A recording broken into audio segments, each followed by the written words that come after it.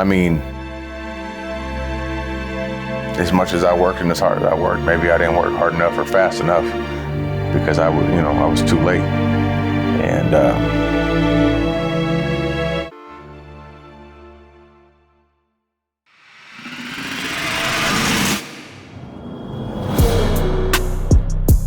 I did this documentary because I wanted to share my journey with the world before it was too late. My whole childhood to even this very moment, I always felt like I was a little different or odd in comparison to everybody else I knew or anybody else I would be around. I didn't know if I was crazy for thinking like that or if it was a normal thought process that maybe, other people didn't even bring up or express. I don't know. Then I got to thinking, if I am right, is this a good thing or a bad thing? And what do I do with these emotions? See, there was only one thing that really got me able to at least portray this facade of normalcy. And that was my music. Everybody has a story. This is mine. So when his older brother was going to Kentridge, this girl he knew had a red Eclipse that he really wanted. I think like 2001, 2002, something like that. Well, I didn't go up to get the car until right around midnight. And at the time I was with a buddy of mine, he gave me the ride up there and brought my bag over from my friend's car. He left his trunk open and somebody from the apartments called it a car prowl. We were just getting ready to get out of there.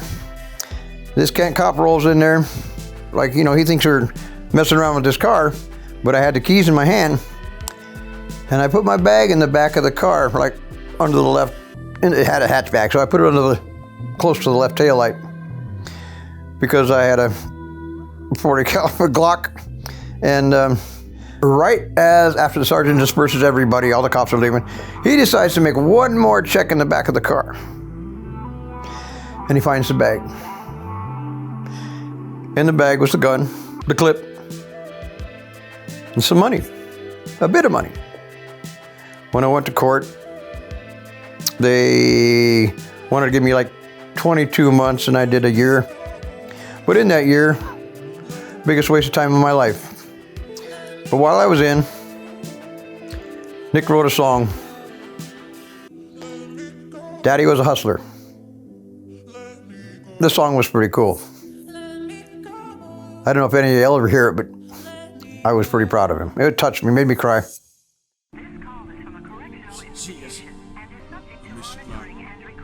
Daddy Was a Hustler was one of my favorites. Home. I remember the first time hearing Home.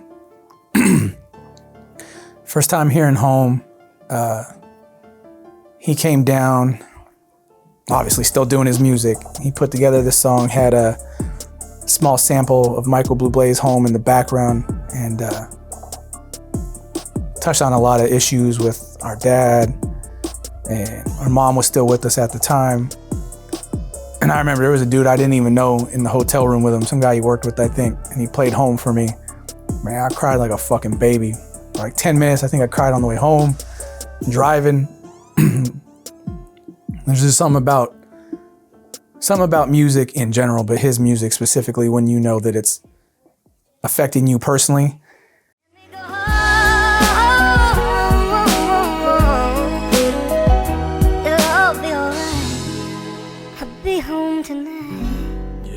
I'm coming back. Dear Christopher, sorry for the way that I am. Inside I know that I had a chance to be a better man. I know I tend to place everything in front of fam. I know I said I promise I'll be straight, but damn, forgive me for always missing your games. I never told you that I'm proud of the man.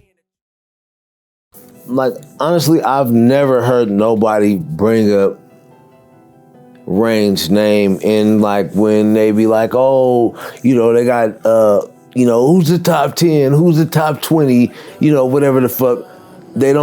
I've never heard Rain's name be in that. But to me, that nigga's in my top 10, might be in my top 5, you feel me? Like, that's how dope he is. And he don't only rap. He's not just, you know, a rapper. He produces all his own shit. He films his own music videos. He does everybody's flyers. He edits everybody's shit. He can make a beat in fucking no time. Laying down on the couch, he'll make a fucking fire-ass beat with one hand. I've always believed in him. I think even more so than him. I'm like, you're better than, you know, these guys that have come out with a catchy song and then are gone. You never hear from them again.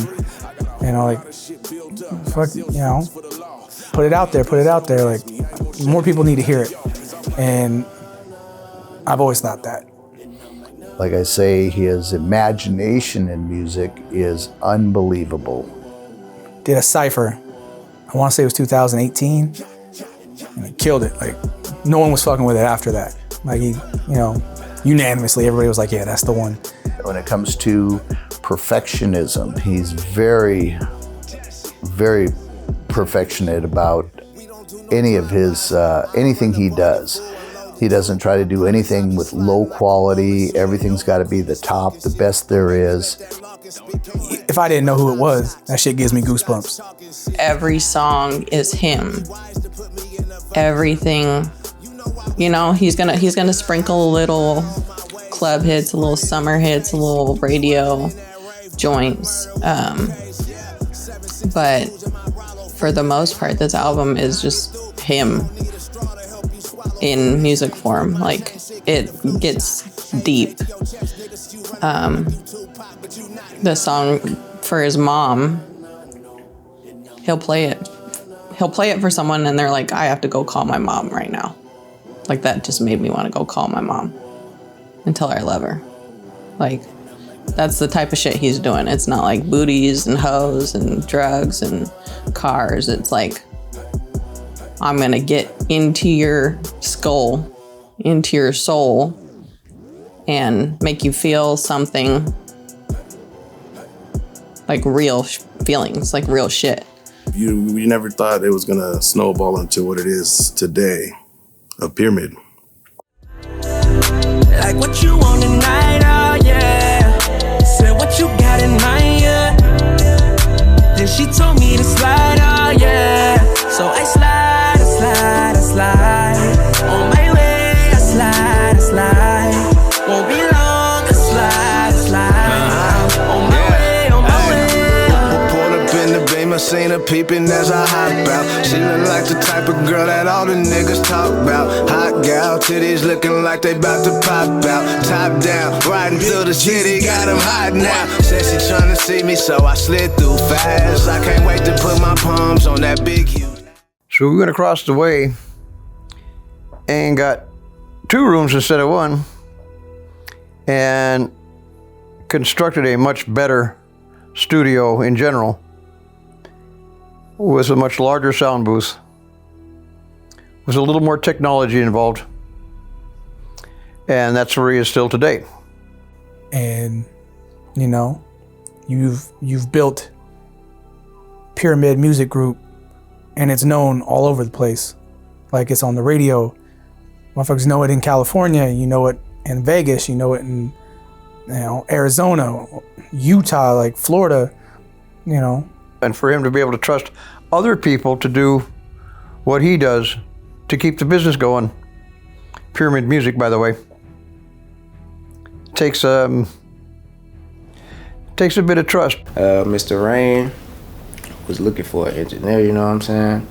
When I first got there, I loved the establishment, you know what I'm saying? Mr. Rain is like, he knew what he was doing. I felt so comfortable, you know what I'm saying, just meeting him.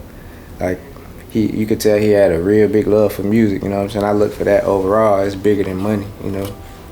And he was like, he's just dope. If you work with Rain, you know, and if you haven't, you should, you know what I'm saying? Like, I made all the beats original and shit, but I mean, man, the way he could put on for the vocals, man, it just changed my whole world, man. Cause you know, I was just like a little at-home bedroom studio type of guy, just fuck around and, you know, seeing like the best sound I could make, and it was never what he did. So I mean, that shit was crazy. So my story with Rain starts around 2010, I believe. I remember he came over with TJ, a singer, super dope singer, came over to sing on a couple tracks with me at my little home studio I had. And, he came over. I mean, to me at the time, I was just like, oh, okay. I ended up listening to the beats later on. I mean, I was really a picky dude when it came to beats. So, like, they weren't whack, but, like, none of them, like, caught my eye. So, at that time, our little stint just kind of, faded. It was a quick little paths cross, whatever. He'll actually add instruments, you know what I'm saying? Like, it was a whole new ball game he brings to the game of just not just engineering, but production. And then, like, his pen game was crazy. I didn't expect that at all. You know what I'm saying? Like, coming into, I didn't hear anything. I just seen like the Instagram or the studio and stuff. His setup was already genius from what I seen. I put out this album, Hello World, and my mom had gave a copy of it to his mom, and he liked what he was hearing and what we was doing, and he was trying to get at me through my Dukes and all that. So, he was like really trying to get at me, like, tell him, let's hook up, let's, make music, but I was moving around, all over, up and down, in and out. I was back and forth. I was moving around, so I really didn't have time to, mentor no youngster, let alone somebody that's like, I think he was like 18 at the time, or something like that. So I was moving around, long story short. But after what I seen he could do on the computer, man, I was like, this man is a fucking genius. Had me fucking giving me chills and shit. And then over time, I started hearing, other local artists I heard, putting out albums and stuff. I started hearing songs that were produced by Mr. Rain. So, I'm like, okay, so his name's starting to, resonate a little bit more. Then he got at me maybe about a year later and said he was opening up a new studio. I guess he already had it, but he had opened up another part of the studio with him and his guy Ace. Like I had been hearing about Pyramid Studios for a while. I didn't really know who it was, who owned it, where it was at, none of that shit. Like, next thing you know, I pull up to that studio and it was the same motherfucker, the same name I've been hearing about, Mr. Rain. Mr. Rain, goddamn Rain, this is you.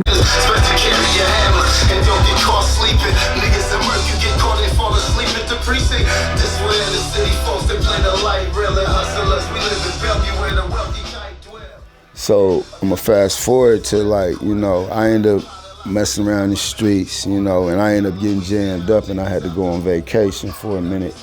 I had to do like 6.5 years, and when I came home, I relocated to Houston. I got deep roots in H-Town, so I relocated to Houston for like a year, and ended up coming back to Seattle. When I came back to Seattle, I checked my Facebook one day, and it's a little stocky white kid, you know what I'm saying?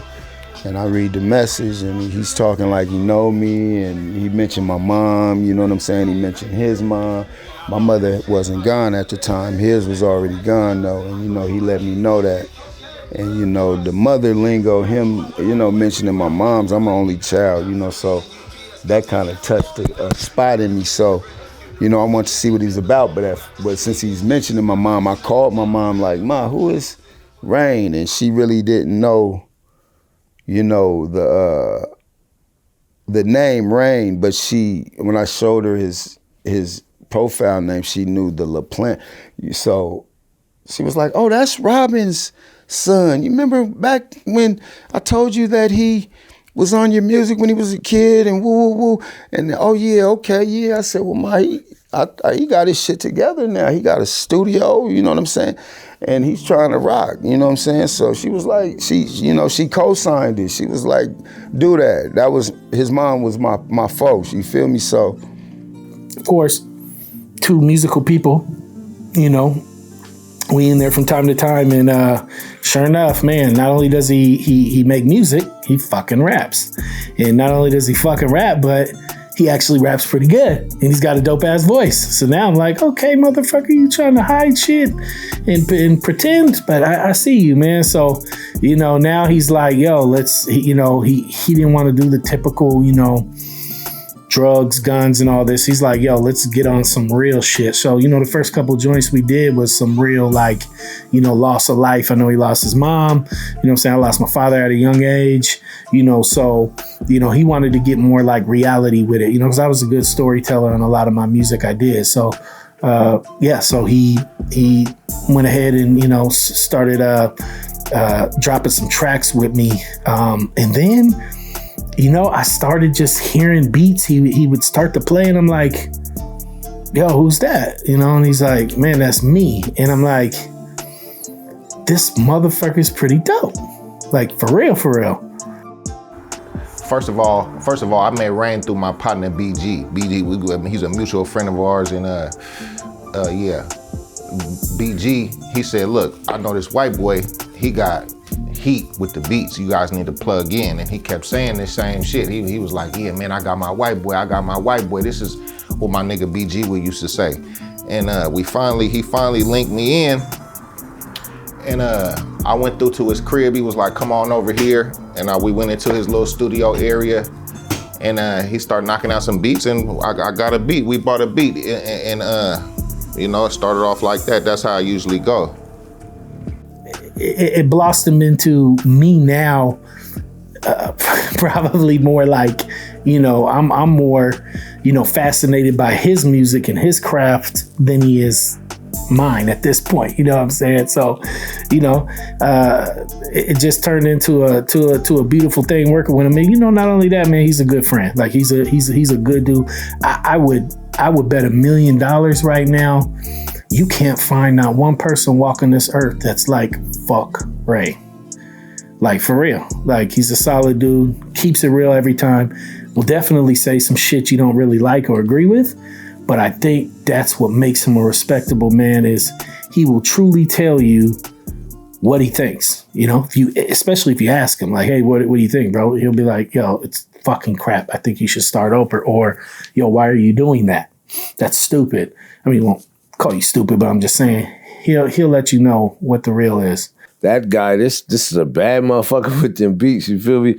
But when this nigga was also working them keys, that nigga was hitting them shit, that nigga was moving that motherfucking mouse.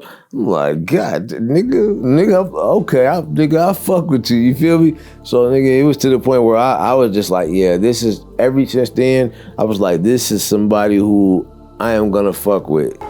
I said, look, I don't really got it right now like that.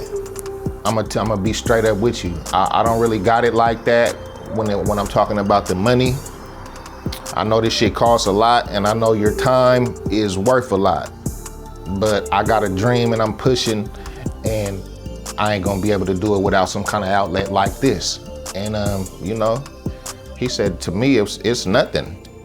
I consider it helped them out when a beat's supposed to cost anywhere from $300 to $3 million, and you shooting it to somebody for free. That's helping them out at the time, He said he done that for a bunch of artists, and he just never got no credit, and he ain't never got no, not even no shout out, and really ain't really got no funds for the shit. But he said, that has happened in my life, but I'm gonna fuck with you anyways because I believe in you, you know what I'm saying? And, you fuck with my dude, BG. So I was staying at my aunt's at the time. I didn't even have a car or nothing, I was fresh back, I ain't no car, I ain't gonna front nothing. And bro came from Auburn to the south end to grab me, you know what I'm saying? We chopped it for a minute, he like, I'm on my way. He come grab me, we shoot back to Auburn, and I like the setup. I fell in love from the gate, you know what I'm saying? Nice barbershop over there. They tatting, they barbershop clean shit. Then you go in the lab, it's comfortable, you know, then the booth all lit up, whatever. Cause so, you know, I was feeling it from the gate, and you know, we got to getting down, and you know, as time go on, you only get better with your engineer, you know. So he got comfortable with me. He learned my techniques and my styles, and then he has his own tricks that he do, you know what I'm saying? So we end up banging out Upscale Slangwich, the album, you know what I'm saying? I put out in 20, you know? And so that happened a few times, and I pulled up on Rain, and I'm like, hey, I need to have this beat made, or I need to have this small little clip video shot. And I always try to keep it to the super minimum as I could if I knew I wasn't coming with all of the fetty, you know? And I was just coming with my heart, and I was just coming with my talent to the table. I try to be as bare minimum as possible, so I'm in and up out of there, but he's doing this shit for me. Bam, bam, bam, bam. So we do that a few times for a couple of months. And then it just so happened that I had ran into some money, you know. After that, I had ran into some bread, and shit was going good for me. And I got to be somebody in his life that would actually come back to him with some bread though this time, and be like, okay, I want the same thing I got last time, except for how much would that usually cost? And let me break you off. He's still giving me a deal or whatever. He's not charging me top dollar because we got in a build a relationship, but it happened like that. And I got to, you know, stick to my word as a man and say, okay, now the Fetty's right. I'm not shaking you now and going to other producers and shit. I'm still fucking with you. There's not too many studios in Washington that you go there and you're in the booth and you walk out with Sean Kemp and that motherfucker. You feel me? But yeah, but we got a different bond because you know, our mothers is who linked it. You feel me? And both of them's gone. My mom passed away last year. You know, you'll hear me shout his mom Robin in the cut or two. You feel me? Because I respect it. You know what I'm saying? How we met, how we rock.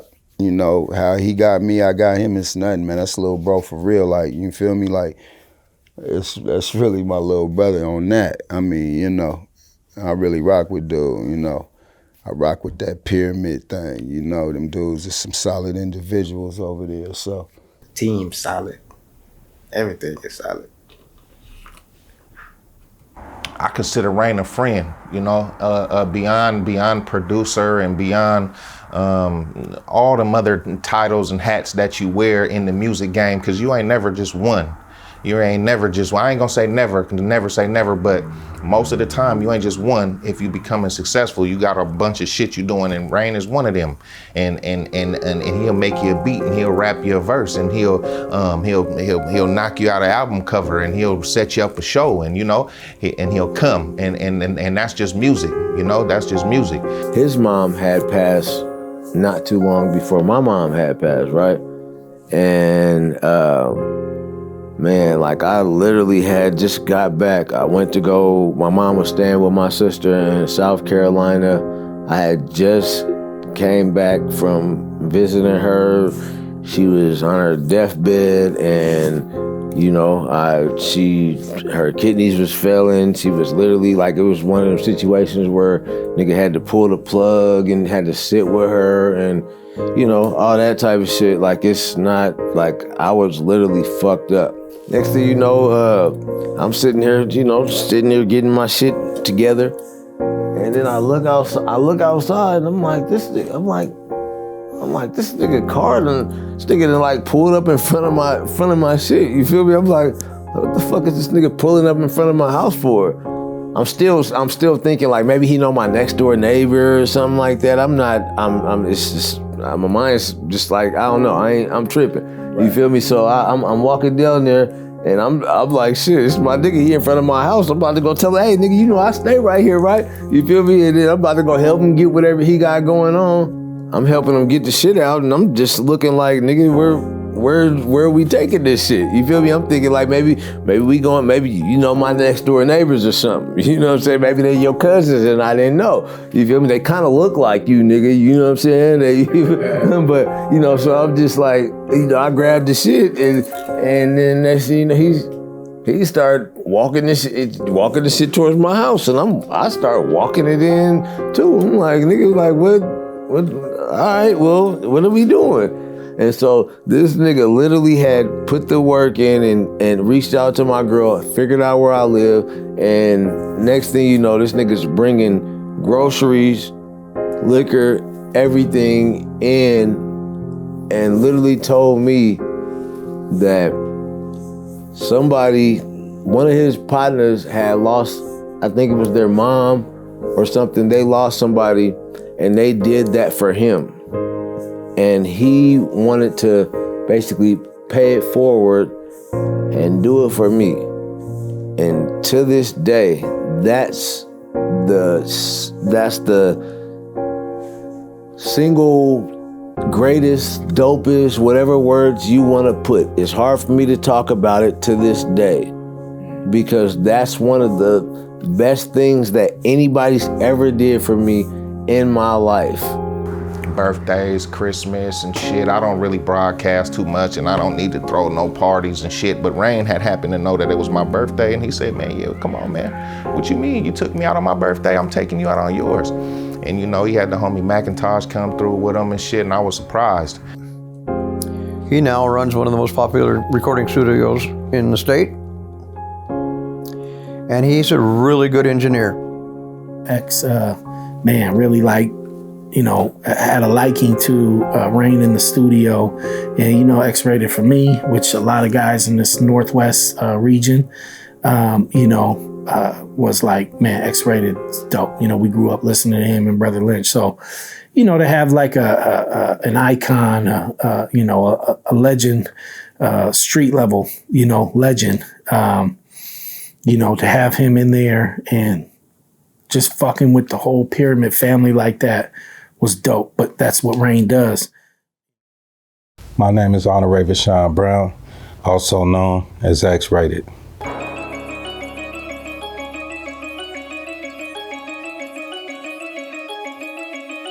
Okay.